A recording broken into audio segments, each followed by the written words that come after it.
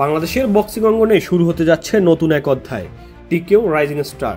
মাসিক এই টুর্নামেন্ট আয়োজন করা হবে উত্তরায় অবস্থিত টিকেও বক্সিং একাডেমিতে। এই আয়োজন পরিচালিত হবে বাংলাদেশ বক্সিং ফাউন্ডেশনের তত্ত্বাবধানে।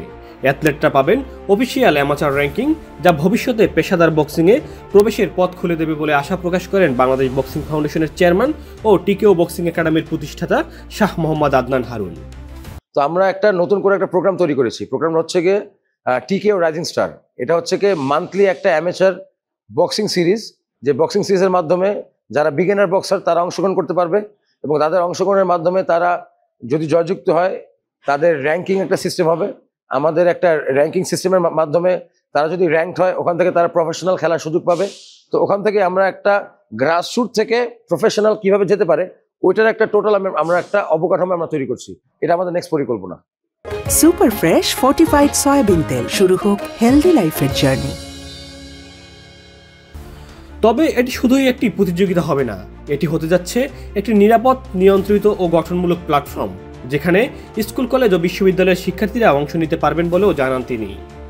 এই প্ল্যাটফর্মের মূল বৈশিষ্ট্য হতে যাচ্ছে প্রতি মাসে নিয়মিত প্রতিযোগিতার আয়োজন, বাংলাদেশ বক্সিং ফাউন্ডেশনের র্যাঙ্কিং ও অ্যামাচার রেকর্ড, আন্তর্জাতিক মানের নিরাপত্তা ও নিয়মকানুন, অংশগ্রহণকারীদের জন্য থাকছে সার্টিফিকেট ও মিডিয়া কভারেজ এবং সফল অ্যাথলেটদের জন্য পেশাদার বক্সিংয়ে প্রবেশের সুযোগ। অ্যামেচার বক্সিং একাডেমি যেটা বেসরকারি উদ্যোগে এইভাবে চলছে, তো এটা আমাদের আপনার সামাজিক গণমাধ্যম এবং সব জায়গায় আমাদের ইনফরমেশন দেওয়া আছে। আমাদের মান্থলি যে আমাদের টুর্নামেন্টটা এটা আমরা শুরু করতে যাচ্ছি আগামী মাস থেকে। এটা ইনফরমেশনগুলো সবগুলা খুব শিগগিরই সবাই পাবে এবং আমি বিশ্বাস করি আমাদের এই পাইলট প্রজেক্টটা করার পর প্রথম যদি আমরা এই টুর্নামেন্টটা করতে পারি, ওখান থেকে ইয়াংস্টার যারা আছে তারা অনেক উদ্বুদ্ধ হবে এবং আমরা এটাও চাচ্ছি যে স্কুল লেভেলে বক্সিংটা ইন্ট্রোডিউস করতে। আপনার হাই স্কুল এবং ইউনিভার্সিটি লেভেলে বক্সিংটা ইন্ট্রোডিউস করার উদ্দেশ্যটা কি? এটা হচ্ছে কি আমাদের যে ইউথ তাদের মধ্যে যে ভায়োলেন্সটা, এটা যদি ডিসিপ্লিন আকারে কোনো কিছু করা যায়। বক্সিং মানুষজন মনে করে কি এটা একটা মারামারি, কিন্তু অ্যাকচুয়ালি এটা মারামারি না।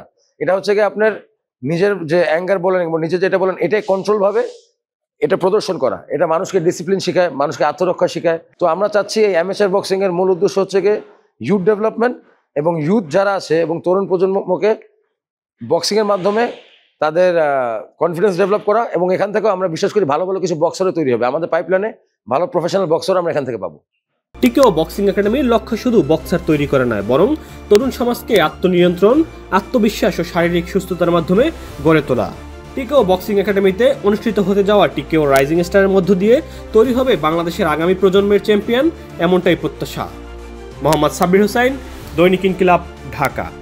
শুধু ফ্রেশই উন্নত মানের সয়াবিন বীজ ইম্পোর্ট করে নিজেদের ফ্যাক্টরিতে উৎপাদন করে বলে তেল থাকে ফ্রেশ, যা আপনার ব্যাড কোলেস্ট্রল কমায়।